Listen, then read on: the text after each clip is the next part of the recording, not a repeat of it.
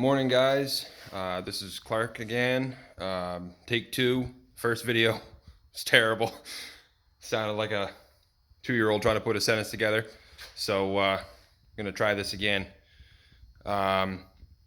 This is my submission for the International Quarantine Car Show 2020, and this is my Jeep CJ7.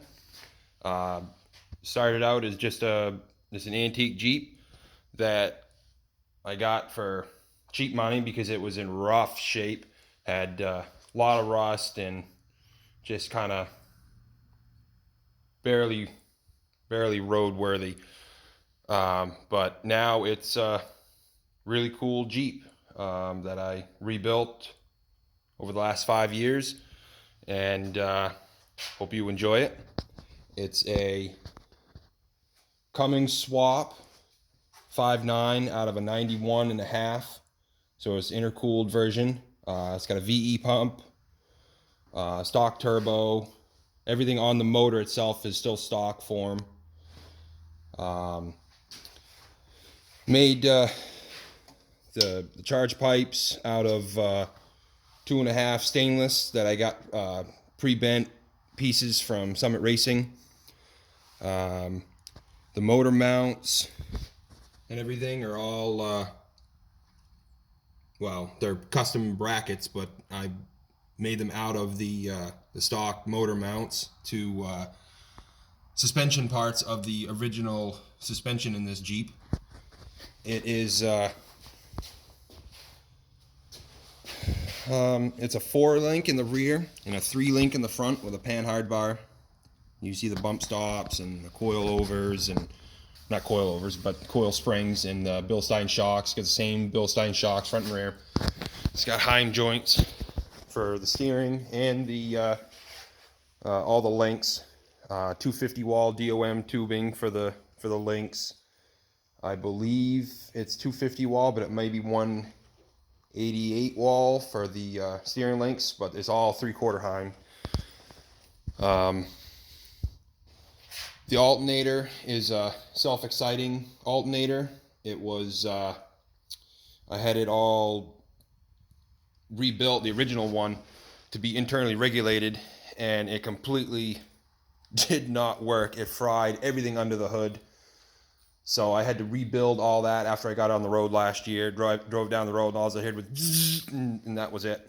There was nothing. It still ran, but had no charge, no nothing. I'm surprised it didn't catch on fire, but it didn't. So there we have it. Dual electric fans, new brakes, new master cylinder. All the brakes are new. It's got stainless braided lines all over the place because of the links and all the different brackets and everything. It's just easier to run. I thought it was going to be easier to run, the braided lines, so I went with that. It's got a 700 R4 Chevy transmission, completely new. The adapter plate I got offline someplace, I forget where. It's got a twin stick Dana 300 that came with the Jeep, custom roll cage, and that really turned out nice.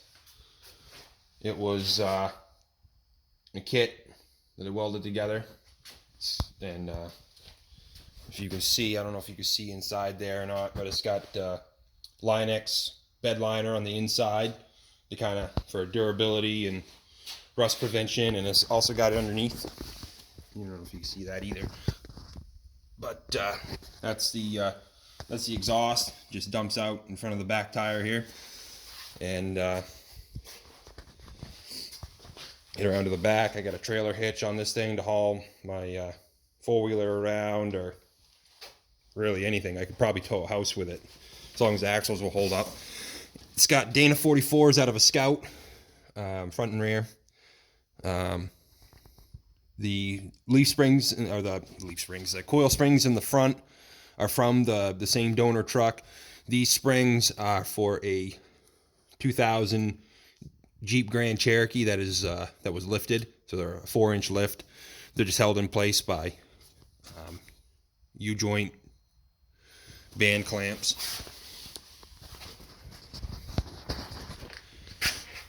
It was I got the frame was all plated with 3/16 plate from the back to about mid section, and from the front brackets all the way to basically in front of the motor mounts. So anything that's where the motor sits and where the suspension sits, it's all been plated with 3/16 plate. I don't know if you can see the brackets, the custom tranny mount. It's got a Tom Woods drive shaft in the rear. It's got no drive shaft in the front. I haven't made it that far yet. It's a triangulated 4-link in the rear with bump stops. Yeah, came together really nice. It was I wanted to use the original 4-speed that came with the truck. It was an automatic truck, but it was so long that I had to go with something else. So I wanted the drivability of the 4-speed, and it cranks going down the road. It'll do 70 mile an hour, no problem at all. It does like to wander a little bit. The steering box is a little loose, but it is what it is. It's an old Jeep. Needs to be replaced, but it's still drivable the way it is. You just gotta play Rock'em Sock'em Cowboys or something with or whatever that game is. I had to move the firewall back 2.5 inches to make the motor fit. It's tight in there, but in turn, that I had to rebuild the whole heater box underneath the hood or underneath the dash. That sucked, to be honest, but I got it done. Everything fits pretty nicely underneath there, and it's not completely put together yet because it's a Jeep. You know, you don't really need heat. Got nothing. If I put heat, there really ain't not much to stop it from leaving. So mirrors came off for a side-by-side, mount right up to the roll cage, works pretty good. Wakeboard speakers, they're not hooked up yet, but I can still, these 2 speakers in the front are hooked up. I can hear those just fine. Tires were original to the Jeep when I bought it. They need to be replaced. They're getting weather cracked and worn funny just because they're a cheaper tire. It's got LED lights all around, turn signals and all that stuff. Tube rock fenders. The only thing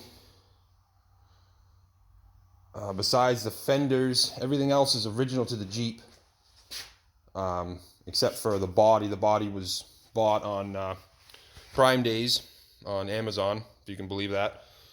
Worked out pretty good. Came in about a week.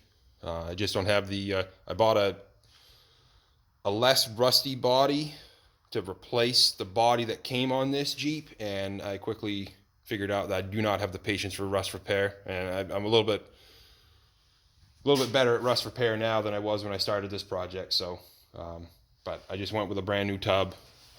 It's not a Jeep tub, unfortunately. It doesn't have the stamping on it, but it works. It really it did fit up nice. Trying to think what else. Got the intercooler off of eBay. It's a 2.5-inch thick intercooler, and it's kind of small, but I'm not really towing anything. Like I said, it could probably tow a house if I wanted it to, but just a open 2-place snowmobile trailer for my 4-wheeler, or anything like that. Nothing. It's not going to be towing anything big, so it's not going to be creating that much heat.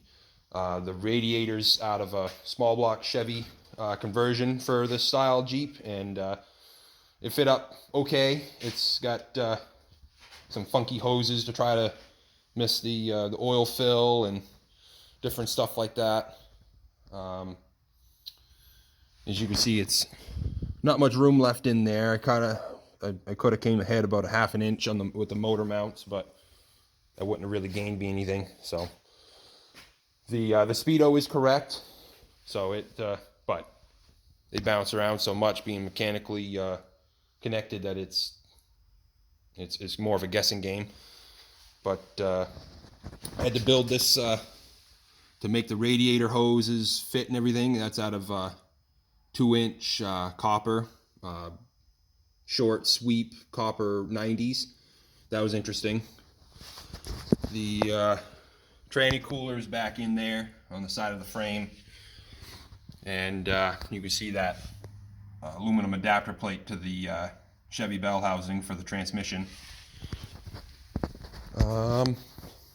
Yeah, paint was done locally by an old guy that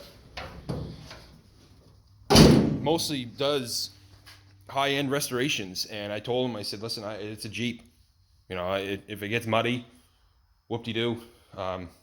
It's been sitting in a barn all winter. I just brought it home last weekend to make this submission, and with everything that's going on, and just didn't have time to clean it up. But you can see that there's in the barn where it was sitting all winter, there's been a cat on it. Whatever. So yeah, there's a lot more to this Jeep. Oh, I want to show you that bracket. That was pretty cool. It was I wanted to use a floor shifter, but the couldn't really find one that was specifically made for the 700 R4.